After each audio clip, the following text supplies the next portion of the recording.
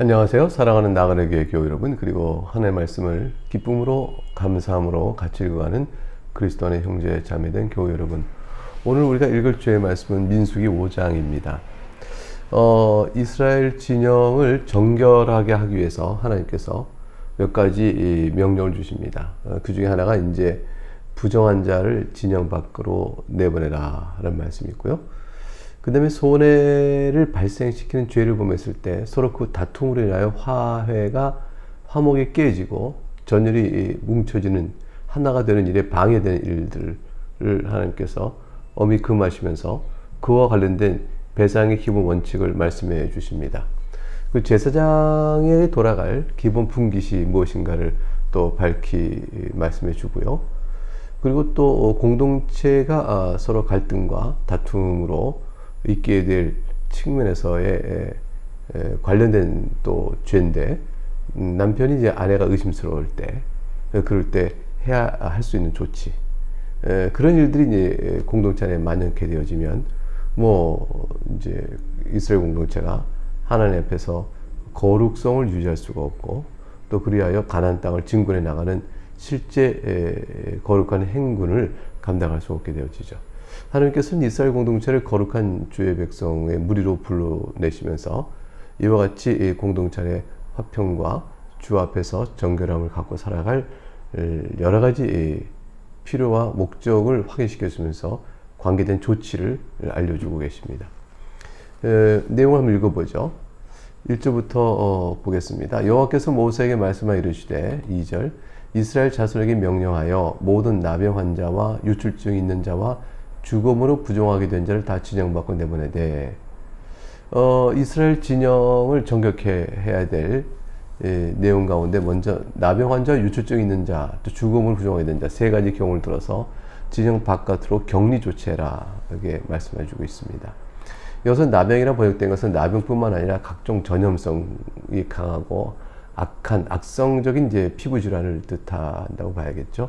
그런 것들을 망라해서 그런 것들이 있어서 공동체에 질병이 퍼지게 되어지면 안 되므로 격리 조치를 시켰습니다. 유출증이 있다는 것은 보통 이제 레위기 15장에 의하면 15장에 의한 유출병은 속죄 제사를 통해서 이제 정결 예식을 행하면서 정결케 되어졌어요.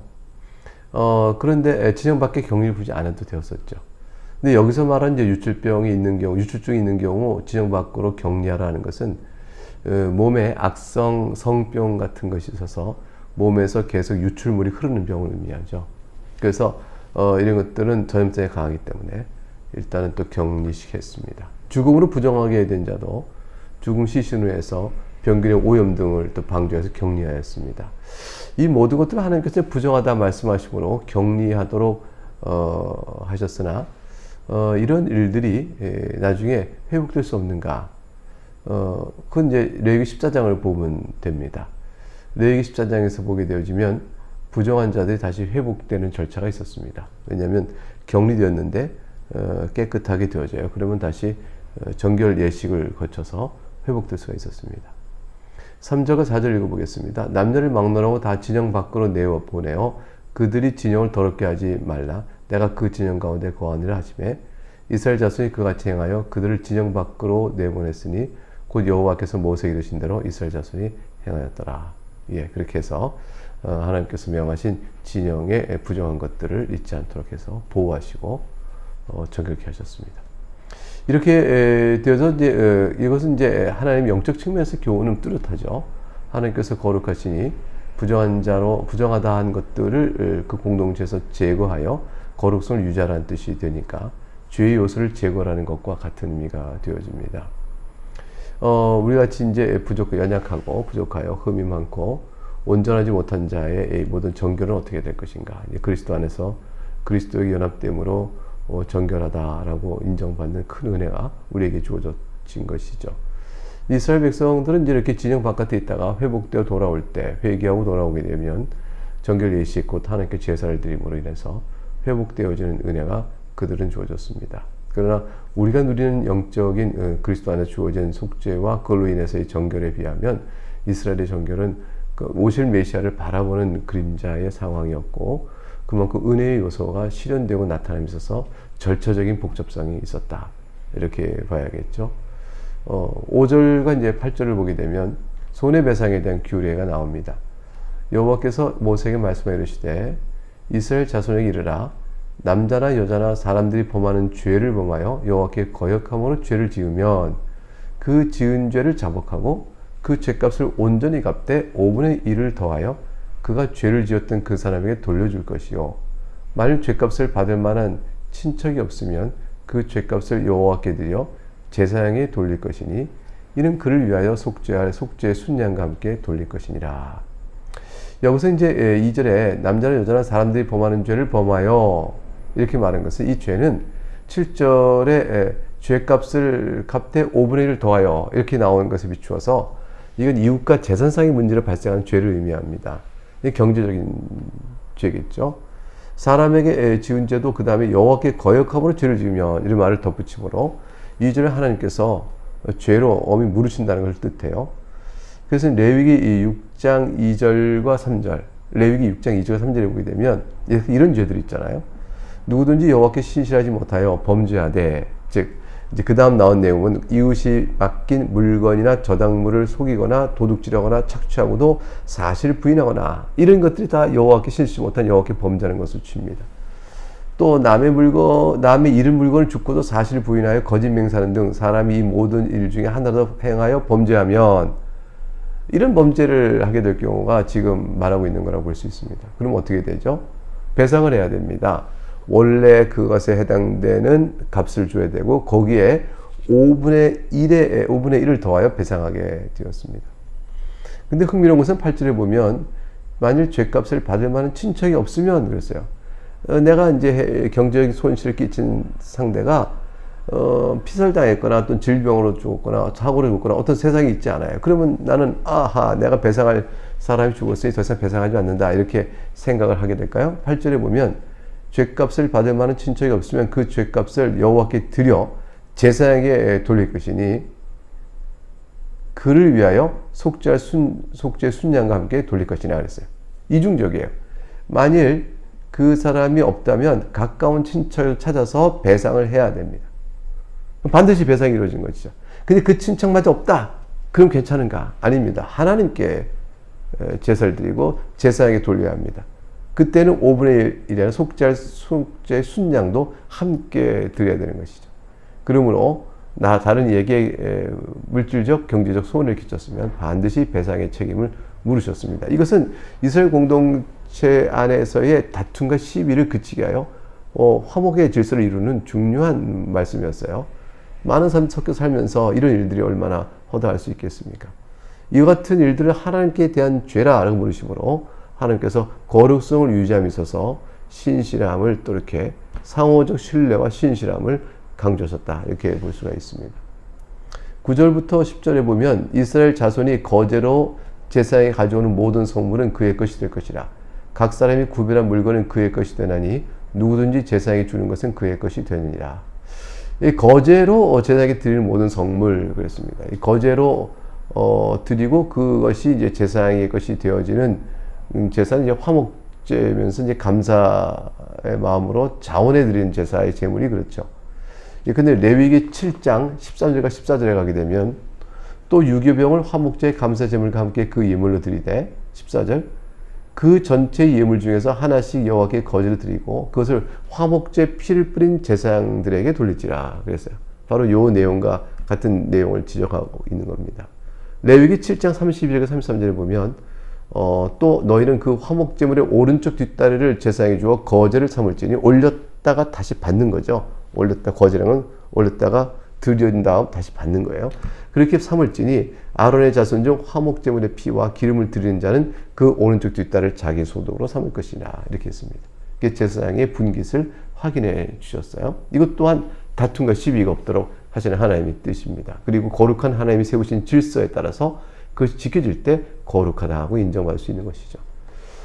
이제 11절부터 31절까지는 이제 남편이 아내를 의심할 경우에 어떻게 해결하면 좋은가에 대한 규례입니다.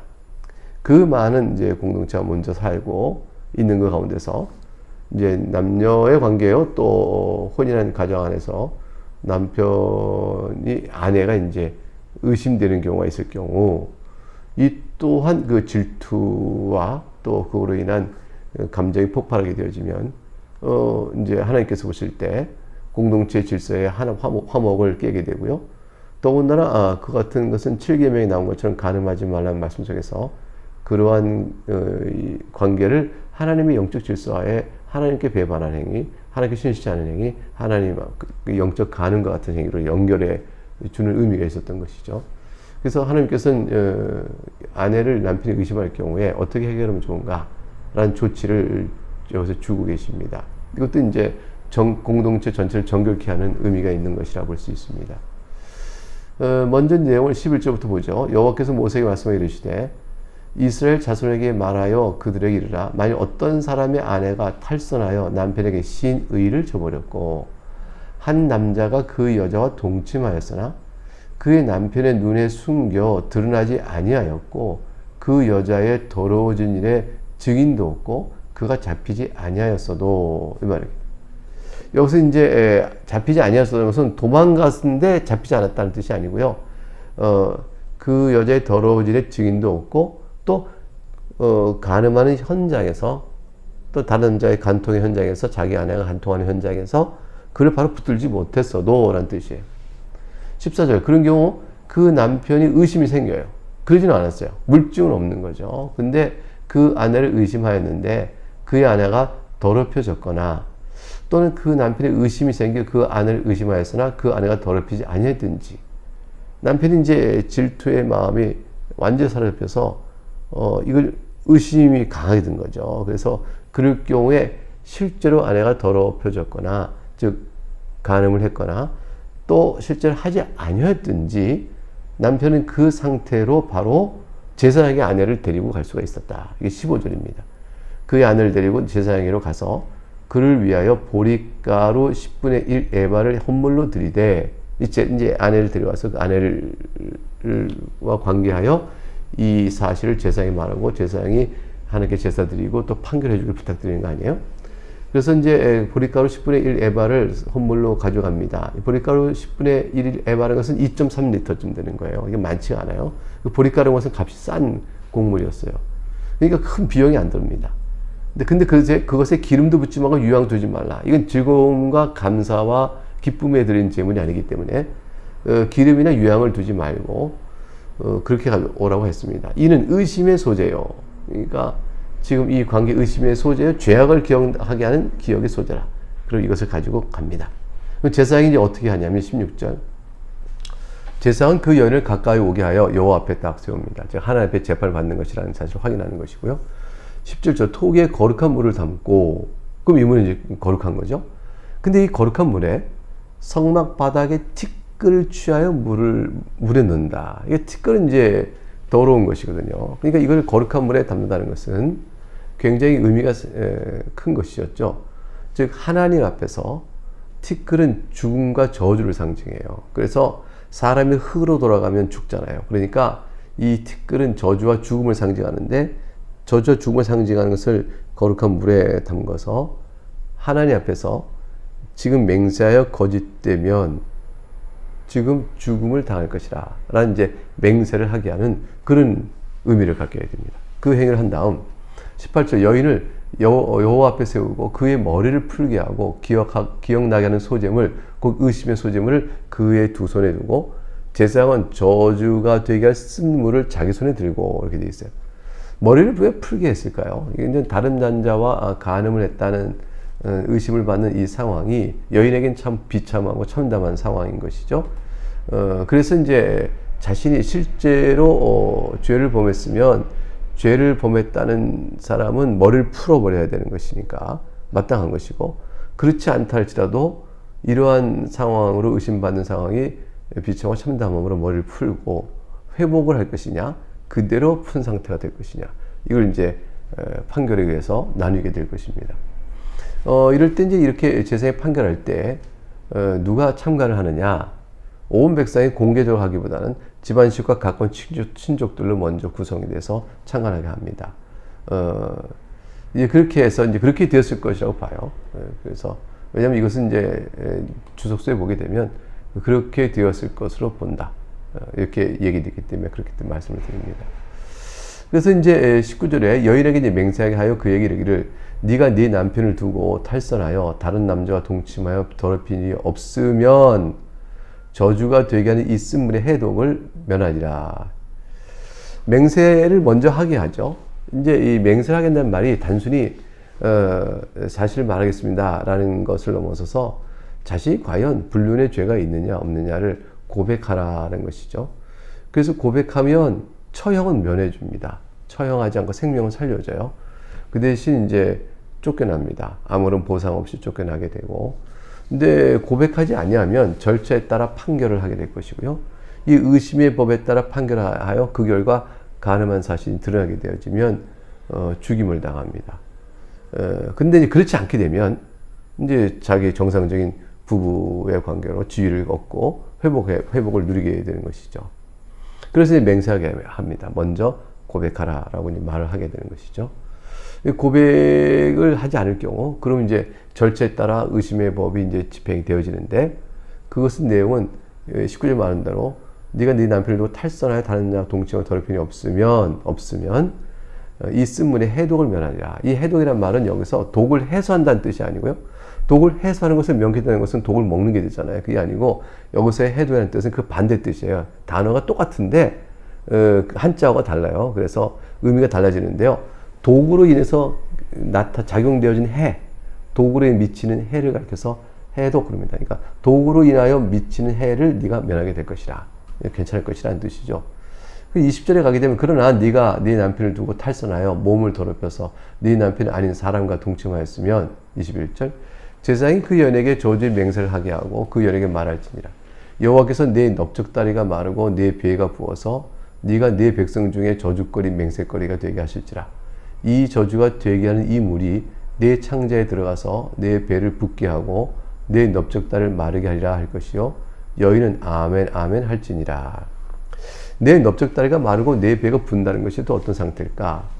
근데 이제 뭐 주석가들이 생각을 해보죠. 알아보고 이것저것 공부하고 연구해서 대충 이렇게 얘기해요. 악질적 질병이 생겨서 내 넓적다리가 마름으로 인하여 그런 질병들로 인해서 어떤 그 생식 기능이 쇠퇴할 것이라. 그래서 이제 가늠한 여인이 추구했던 성적 즐거움의 정욕을 더 이상 행사하지 못하도록 그 기능적인 형태가 쇠퇴하고 또 출산의 기능이 또한 소멸될 것이라 이런 뜻으로 봅니다. 배가 붓는다는 것은 이제 아마도 자궁이나 난소나 자궁에 고름이 차고 물이 차는 수종증이 아니겠느냐라고 보는 사람도 있습니다. 정확한 것은 모릅니다. 저주가 이제 임하게 됩니다. 그래서 이제 아멘 아멘 할지라 하는 것은 이런 저주가 저에게 마땅히 있을 것입니다 라고 동의하고 확인하고 맹세하는 것이죠. 그래서 21절에 제사장이 그 여인에게 저주의 맹세를 하게 하고 그 여인에게 말할지니라 하고 말하고 난 다음에 아멘 아멘이라고 말하겠습니다. 23절에 제사장이 이 저주의 말을 두루마리에 써서 그 글자를 그 쓴 물에 빨아 넣습니다. 그 쓴 물이란 것은 뭐죠? 토기에 거룩한 물 담고 흙을 티끌 뿌린 거 아니에요. 그 물에다가 두루마리 저주의 내용을 써서 그걸 이 물에서 빱니다. 이 두루마리 빨 수 있으니까 종이가 아니죠. 지금 같은 종이가 아니고 양피지죠. 양피지 같은 것에 글을 써서 이걸 빱니다. 그러면 글로 쓴 저주의 내용이 물로 옮겨진 것을 뜻하죠. 이 모든 절차를 진행한 동안에 여인이 실제로 죄를 범했을 때 얼마나 그 심리적으로 영적으로 두려움에 쌓이겠어요. 이제 그 겁먹고 양심이 고동고동 심장이 박동이 바들바들 떨릴 겁니다.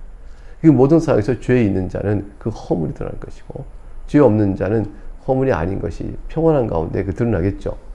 24절 여인에게 그 저주가 되게 하는 쓴 물을 마시게 할지니 이 그 저주가 되게 하는 물이 그의 속에 들어가서 쓰리라.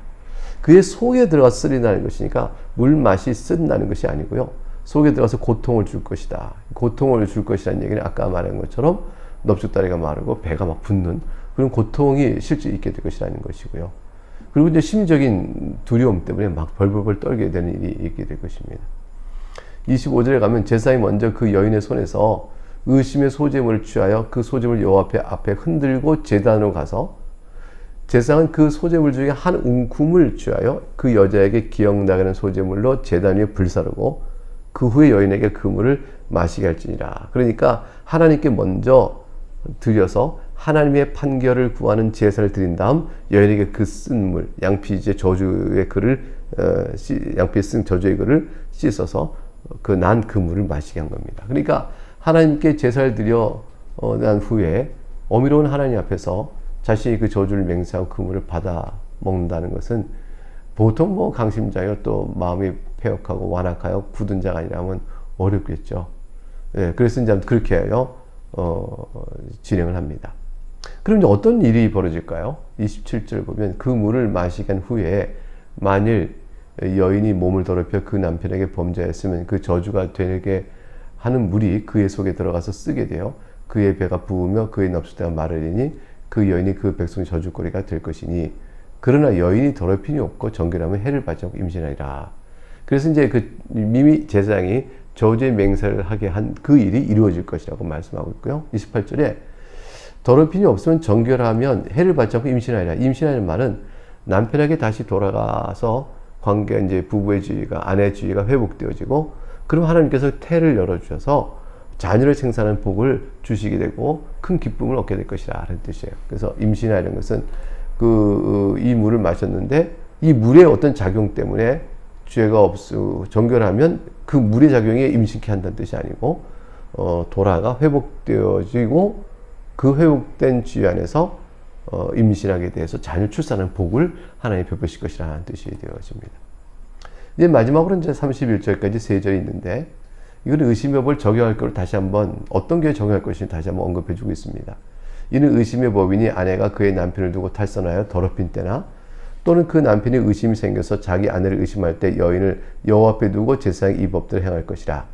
31절 특이하죠? 남편은 무죄할 것이요 여인은 죄가 있으면 당하리라. 이게 무슨 뜻이냐면 아내가 부정한 것이 드러나던 또 정결한 상태로 확인이 되던 남편이 의심이 들어서 이와 같이 행할 때에 의심한 대로 부정한 것이 드러난다면 남편에게 뭐 죄가 될 게 없고 해봤는데 정결하게 됐어요. 그럼 여인이 당신한테 내가 이렇게 죄가 없고 정결한데 당신 나를 의심하여 여기까지 됐으니 당신이 책임이 있다. 당신이 나쁘다. 이렇게 남편에게 정죄를 하는 이런 일이 있을 수 있잖아요. 근데 그것이 없다 하고 말하는 거예요. 남편은 무죄할 것이요. 그래서 여인이 정결하다 할지라도 남편에게 이와 같이 남편이 행하게 된 일로 인하여 죄를 묻지 않는다. 이제 그런 얘기를 하고 있는 거죠. 그것은 이제 왜 그러냐면 이스라엘 공동체 안에 의심이 생기는 일로 인하여 벌어질 갈등과 그 다음에 화해, 화목 깨진 이 모든 요소는 거룩한 이스라엘 공동체 하나됨을 깨치는 건데 그 일을 막기 위해서 없기 위해서 남편이 갖는 질투와 의심의 법들의 여지를 열어두고 계신 것이라 볼 수가 있습니다.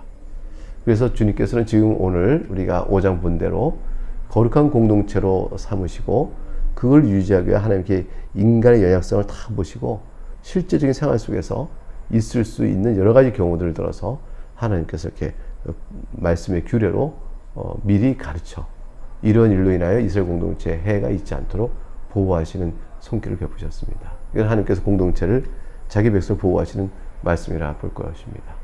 네, 오늘 여기까지 5장을 읽었습니다. 감사합니다.